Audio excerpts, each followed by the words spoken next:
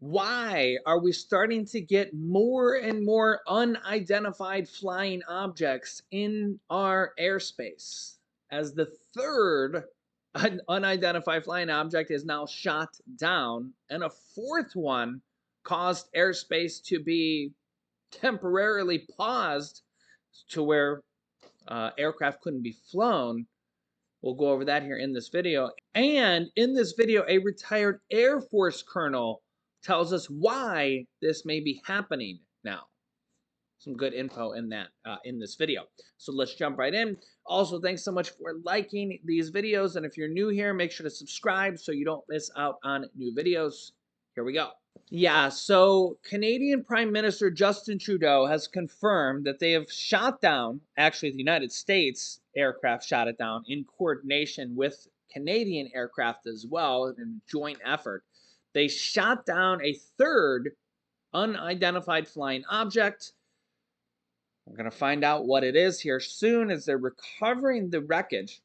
And then also we had a fourth unidentified flying object as well over Montana that lawmakers and the US FAA said it caused them to briefly close US airspace over Montana. How did it get all the way over Montana without being identified until that space? Yeah, really kind of makes you wonder here. Now, Alaskan Republican Senator Lisa Murkowski says what we've all been thinking. She says, quote, "We need to be clear and unequivocal that we don't tolerate this." And that's why we're finally starting to shoot these things down. Here's what Republican Alaska Senator Lisa Murkowski has to say. Take a listen.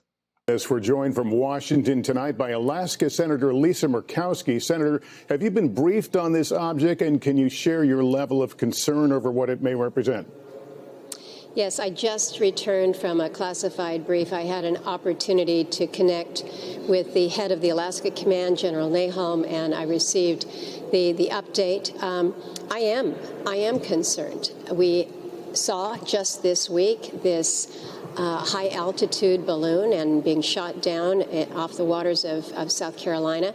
But today, to know that we have yet another unidentified object successfully shot down in Alaska, making sure that the message is clear that any sovereign territory or airspace in this country, if there's a threat, if there's an incursion, there's going to be consequences. Yeah, let me ask you, you were unhappy over how the Chinese balloon, which also flew over Alaska, was dealt with by the administration last week. Are you satisfied with how today's object was handled? I think there was a level of precision and identification that was necessary and important to successfully take down this unidentified object.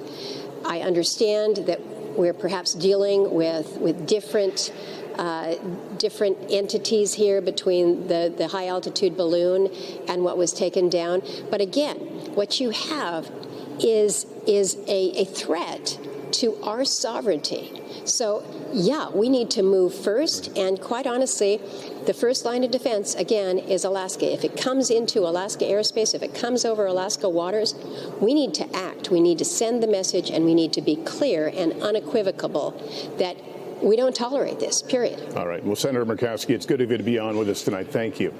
Thank you. Now we have U.S. retired Air Force Colonel, U.S. Air Force, on why we might be seeing more of this now. Take a listen. Colonel Layton, what is going on? This is the latest incident, this third shoot down of a craft. First it was a balloon, now we have these unidentified objects in a week. What are your thoughts as you're looking at all of this? Is this, these things are shot down as an abundance of caution, and, they're on our radar screen and we're looking for them because it's top of mind? or is there something more to be concerned about here? Well, I think, Jim, the big thing is that obviously there's heightened awareness now at this point. So, you had the incident a week ago where we shot down the Chinese surveillance balloon, who were pretty convinced that that's exactly what that was. And then we start seeing all these other objects. Clearly, the radar operators for NORAD are very sensitive now to anything that even looks remotely like an unusual object in the skies. And the fact of the matter is when you look at where these other two objects, the second and the third object, where they were, the second one was near Prudhoe Bay, which is a major energy production area for the United States. And then you look at the third one over the Yukon, also rich in resources. So there are all kinds of possibilities here. Could it be a weather balloon? Absolutely. Are there other things that it could be? Yes. And we just have to really find out exactly what kinds of things these are. But it's very clear that at least in one instance, we've had a testing of the American and Canadian air defense systems. In the other two instances, that could also be the case. And so we have to really assess where these came from and what the capabilities of these objects are. Is it a little strange that we're about a day or more than a day since the shooting down of that object over Alaska, or off the coast of Alaska yesterday? We still haven't been told by the government what it is. Yeah, that is a bit strange, although I guess we have to keep in mind that it's a very remote location. I've been up there in that area once in my Air Force career, and it is bleak. It's the end of the world. It is literally the end of the world. It's one of those areas where it's very hard to get all the rescue missions in there and the retrieval missions. So to do the forensic analysis that is being conducted now on the Chinese surveillance platform, that is going to take some time. And also keep in mind, it's a long distance from Quantico if they choose to bring it to Quantico again.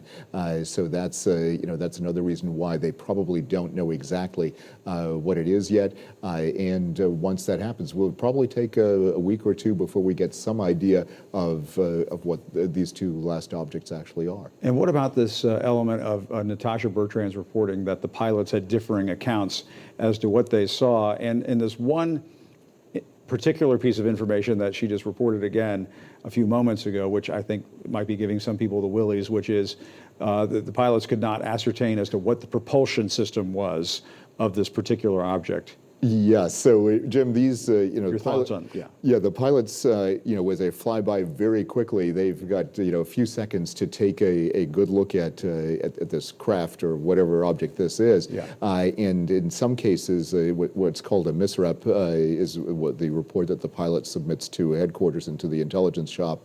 And when they look at that, then they can determine it's basically an eyewitness account of a car crash or something similar to that.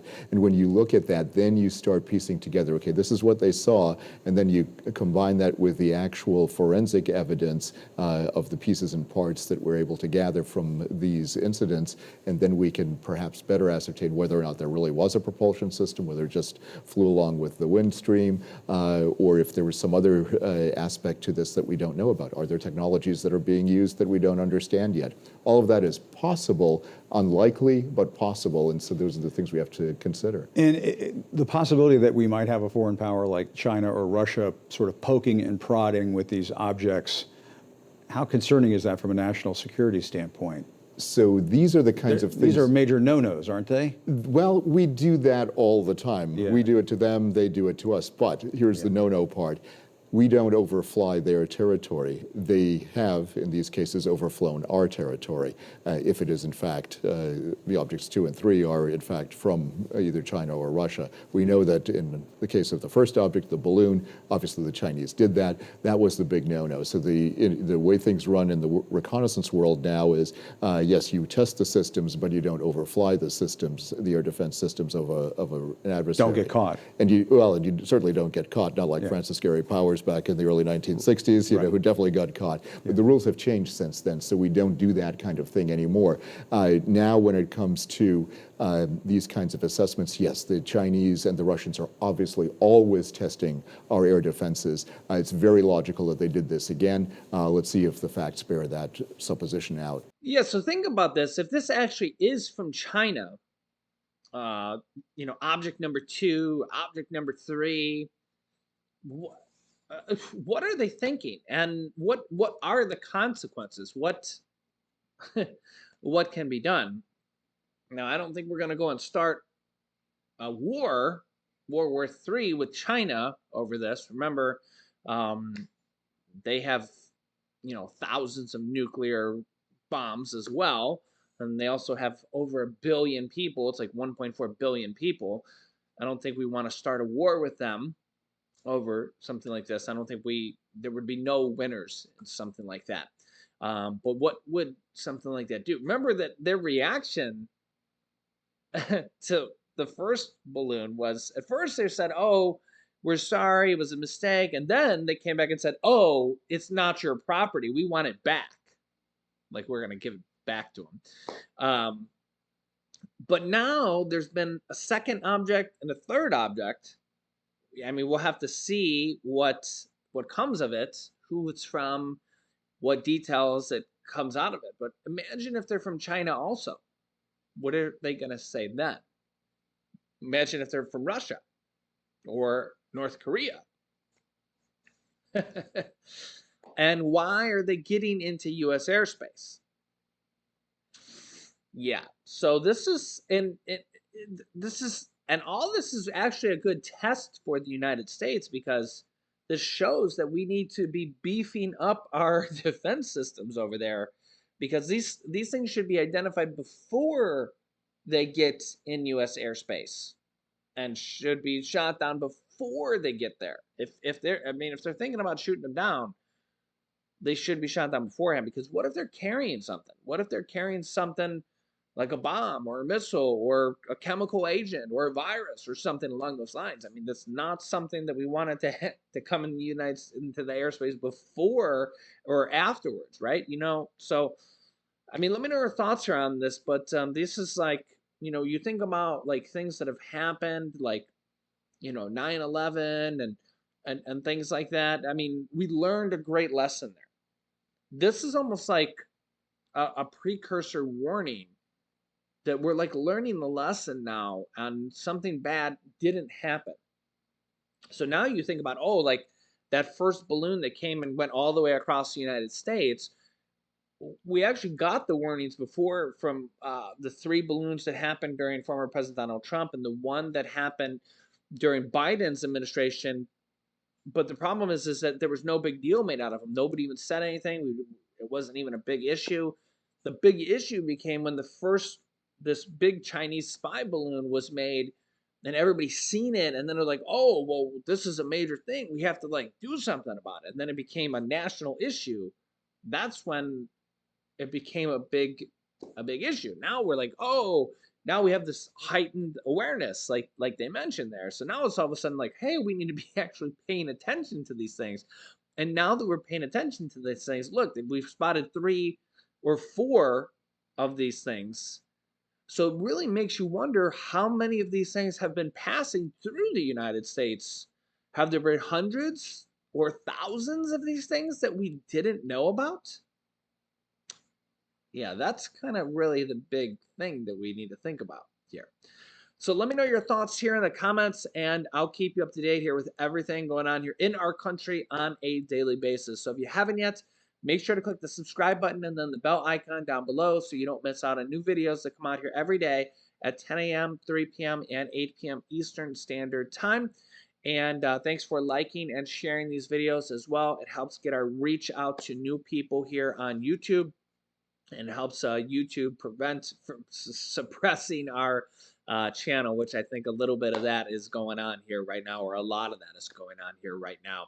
So here's some videos you can watch next here as well. Here's some crazy stuff going on here right now with North Korea that's not good, but you need to know about it here.